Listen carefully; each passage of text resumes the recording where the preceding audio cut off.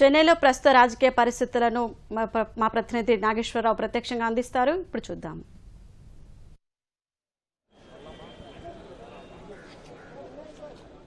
ఇవాళ జరిగినటువంటి తాజా పరిణామంతో సుప్రీంకోర్టు తీర్పుతోటి ఓపీఎస్ నివాసం వద్ద ఉదయం నుంచి కూడా సంబరాలు అంబరానండుతూ ఉన్నాయి. కొద్దిసేపటి క్రితం పన్నీర్సెల్వం స్వయంగా బయటకు వచ్చి తీర్పును ముందు ఊహించిన విధంగానే తీర్పు వచ్చిందని అభిప్రాయం వ్యక్తం చేశారు. ధర్మం గెలిచిందని ఆయన వ్యాఖ్యానించారు.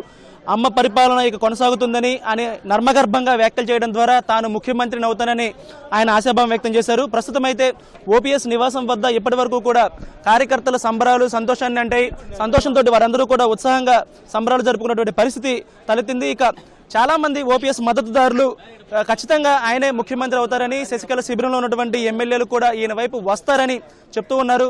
కొద్దిసేపటి క్రితం ఓపీఎస్ శిబిరంలో ఉన్నటువంటి ఓపీఎస్కు మద్దతు ఇస్తున్నటువంటి 12 మంది ఎంపీలు కూడా గోల్డెన్ బే రిసార్ట్కు బయలుదేరారు. కొద్ది క్షణాల క్రితమే వారంతా గోల్డెన్ బే రిసార్ట్కు బయలుదేరి శశికళ వర్గంలో ఉన్నటువంటి ఎమ్మెల్యేలందరినీ కూడా వచ్చి పన్నీర్సెల్వంకు మద్దతు ఇవ్వాల్సిందిగా విజ్ఞప్తి చేస్తామని వారు చెప్పారు.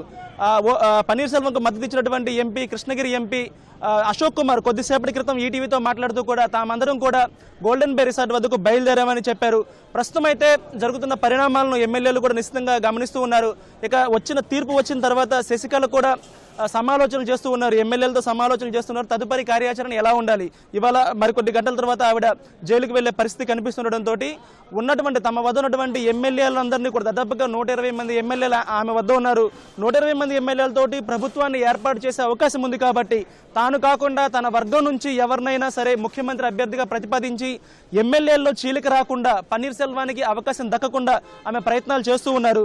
ఇప్పుడు మన వద్ద తమిళనాడు తెలుగు యువశక్తి అధ్యక్షులు కేతిరెడ్డి జగదీశ్వర్ రెడ్డి ఉన్నారు. ఈయన శశికళపై కేసును త్వరగా తేల్చాలంటూ సుప్రీంకోర్టులో కేసు కూడా వేశారు. ప్రస్తుత తీర్పు తర్వాత కానివ్వండి, లేకపోతే తమిళనాడు తాజాగా రాజకీయ పరిస్థితులు ఎలా మారతాయని ఆయన చెప్తారు.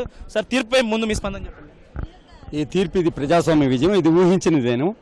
ఎందుకంటే గవర్నర్ గారు తెలుగు గవర్నర్గా ఆమె ఎన్నో నిందలేసింది. ఆయన తేల్చలేదు, అది ఇది నేను సింగము అన్నట్టు ఈ రకంగా ఒక థ్రెట్ లాగా చేసి గవర్నర్ను కూడా రాజ్యాంగ విరుద్ధంగా నడుచుకున్న సంఘటనలు కూడా మనం చూస్తున్నాం. ఇక్కడ వారం రోజుల నుంచి జరిగిన అన్ని సంఘటనలు ఇది కేంద్ర ప్రభుత్వం ఒక ఇంటెలిజెన్స్ విభాగం చెప్పిన విషయమే కాదు, ఇది రిజర్వ్డ్ జడ్జిమెంట్. కాబట్టి జడ్జిమెంట్ యొక్క ప్రతిఫలం ఏ విధంగా ఉంటుందని ముందే ఎక్స్పెక్ట్ చేశాము. కాకపోతే ఏంటంటే ఈ రోజు పరిస్థితి ఏంటంటే ఇక్కడ పరిస్థితి అనిశ్చిత పరిస్థితి ఉంది. శశికళ వచ్చేసి ఈ పార్టీని నాశనం చేసేదానికి కంకణం కట్టుకున్నట్టు ఒక ఎమ్మెల్యేలందరూ ఆవిడ వర్గంలోనే ఉన్నారు కాబట్టి ఆమె తన బదులు ఇంకెవరినైనా ప్రతిపాదించే అవకాశం ఉంది. ఎడపాటి పళనిస్వామి అయిన అతను ఆల్రెడీ ఇంత 3 రోజుల ముందు నుంచి నేను కాకపోతే తీర్పు వ్యతిరేకంగా వస్తే మా వర్గం వాళ్ళే ఉంటారని చెప్పేసి అట్లా స్టే చేసింది. ఈ స్టేకి ఎంతవరకు అది ప్రతిఫలం ఇస్తుందని చెప్పలేము. ఎందుకంటే పక్కన ప్రతిఫలాలు ఎక్కువ ఉన్నాయి. ఎందుకంటే డిఎంకే చాలా నేరలో మార్జిన్లో ఉంది. కాబట్టి ఈ పరిస్థితిని అడ్వాంటేజ్గా తీసుకునేదానికి ఆల్రెడీ కొంతమంది వ్యక్తులు స్వార్థంతో ఉండేవాళ్ళు ఈ పార్టీ ఏదైతే ఏముంది ఈ 4 ఏళ్ల తర్వాత ఈ పార్టీ ఉంటుందా, దీనికి నాయకత్వం లేని పార్టీ అనే దిశగా కూడా ఉన్నారు.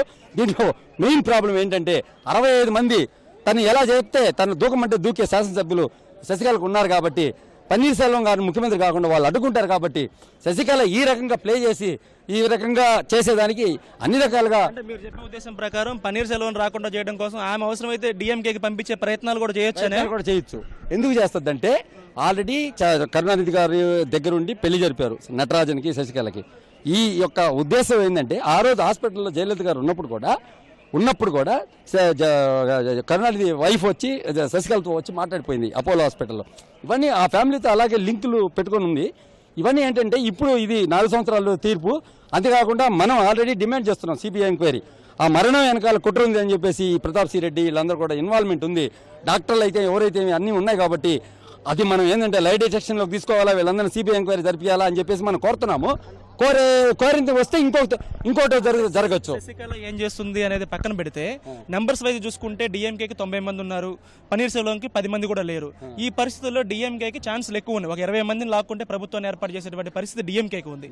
ఈ పరిస్థితుల్లో వారు ఏమన్నా అవకాశం తీసుకుంటారా? శశికళతో సంబంధం లేకుండా వారు ఏమైనా అవకాశం తీసుకునే అవకాశం ఉంటుందా? ఖచ్చితంగా తీసుకుంటారు. నిన్న జరిగిన సంఘటనే దానికి ఉదాహరణ. ఏం చెప్పాడు? మేము ఇస్తామని చెప్పలేదు. అంతకుముందు గతంలో మేము పన్నీర్సెల్వంకి ఇస్తామన్నాడు. ఇప్పుడు వాళ్ళకున్న సోర్స్ ప్రకారం వాళ్ళకి ఏదో ఒక 20 మంది 30 మంది ఉన్నట్టు ఒక తెలుస్తుంది. వీళ్ళల్లో కొంతమంది ఉంటారు కదా మినిస్టర్లు చేస్తామంటే వచ్చేవాళ్ళు. ఇప్పుడు ఫిరాయింపుదారుల చట్టం సరిగా లేనప్పుడు ఏం జరుగుతుంది? మనం ఎక్కడైనా చూస్తున్నాం కదా, ఎక్కడైనా ఎవరి పార్టీ వాళ్ళు వచ్చేస్తున్నారు కదా పార్టీల్లోకి. ఆమె ఏమేంటి ఇతను కాకూడదు. అలాంటప్పుడు ఆ పార్టీ ఏమైపోతే ఏమి ఆ దిశగా జయలలిత గారి ఆత్మ సాక్షిగా ఈ రోజు ఇచ్చిన ఈ తీర్పు ఆమె పైనుంచి ఉండి ఈ రకంగా శశికళ తన మరణానికి కారణం కాబట్టి ఆమె ఈ రోజు పొద్దున్న నుంచి అందరూ కూడా గుళ్ళు గోపురాలు తిరుగుతూ శశికళ వచ్చి ఈ తీర్పు రావాలని అందరూ ఎక్స్పెక్ట్ చేశారు. అదేవిధంగా జరిగింది. ఇక్కడ రాజకీయ అనిశ్చితికి శశికళ ఒక నాంది పలుకుతుందని చెప్పవచ్చు. ఆమె సుప్రీంకోర్టు నుంచి ఈ జడ్జిమెంట్కి సంబంధించిన కాపీ ఇదంతా వచ్చి అరెస్ట్ చేసే తనకి సంబరం ఉంటుంది కాబట్టి ఈ లోపల తన ఎత్తుగడలు లేసి ఈ పార్టీని ఏదో రకంగా ఇట్లా చేసేసి తను లేని ఈ పార్టీ ఉండకూడదని చెప్పి జయలలిత గారు చచ్చిపోయిన ఆ రోజే ఆ ముఖ్యమంత్రి కావాలని హాస్పిటల్లో 120 మంది శాసనసభ్యుల చేత సొంతకాలు తీసుకున్న పరిస్థితి కూడా ఉంది. ఆ పరిస్థితుల్లో హాస్పిటల్లో కూడా సొంతకాలు తీసుకొని తను ముఖ్యమంత్రి కావాలని ట్రై చేసింది. తను ఎక్స్పెక్ట్ చేసినప్పుడు జరగలేదు కాబట్టి ఆమె భర్త నటరాజన్ మహా క్రిమినల్ అతను ఏం చేస్తాడంటే ఈ పార్టీ ఏమైపోయినా పర్వాలేదు, ఈ రకంగా మనం దీన్ని ఏదో చేద్దామని ఒక కొత్త క్యాండిడేట్ ని చేస్తారు.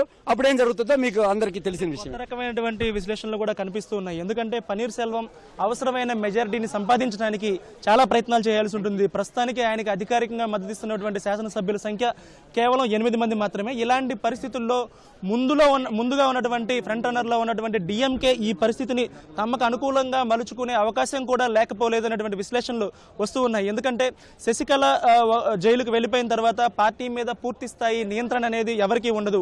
ఇలాంటి పరిస్థితుల్లో జరుగుతున్నటువంటి పరిస్థితిని తమకు అనుకూలంగా మలుచుకునేందుకు డిఎంకే కూడా ప్రయత్నాలు చేసే అవకాశం కూడా ఉంది. ఇక అన్నిటికంటే మించి గవర్నర్ ఎలాంటి నిర్ణయం తీసుకుంటారనేది కూడా ఆలోచించాల్సి ఉంది. ఒకవేళ శశికళ ప్రతిపాదించినటువంటి అభ్యర్థిని ఎవరినైనా సరే నేరుగా ఆహ్వానిస్తారా లేదనేది కూడా పరిశీలించాల్సి ఉంది. ఎందుకంటే పన్నీర్ సెల్వం చేసినటువంటి ఫిర్యాదు ప్రధానంగా శశికళపై ఉన్నటువంటి కేసు గురించి కాదు, ఆమె వెంట ఉన్నటువంటి ఎమ్మెల్యేలందరూ కూడా బలవంతంగా అక్కడ ఉన్నారని ఆయన ఫిర్యాదు చేశారు. అలాంటి పరిస్థితుల్లో ఇప్పుడు శశికళ క్యాంపులో ఉన్నటువంటి ఎమ్మెల్యేలు ఒకవేళ సంతకాలు చేసినప్పటికీ కూడా అవన్నీ కూడా ఫోర్జరీ లేకపోతే బలవంతంగా చేశారని పన్నీర్ సెల్వం వాదిస్తున్నారు. కాబట్టి ప్రత్యేకంగా మళ్ళీ బల పరీక్షకు ఆయన ఆదేశించే అవకాశం ఉంటుంది. లేకపోతే పన్నీర్ సెల్వం చేసినటువంటి ఫిర్యాదును పరిగణనలోకి తీసుకొని ముందుగా పన్నీర్ సెల్వంని బల నిరూపణకు అవకాశం ఇచ్చేందుకు కూడా అవకాశం ఉంది.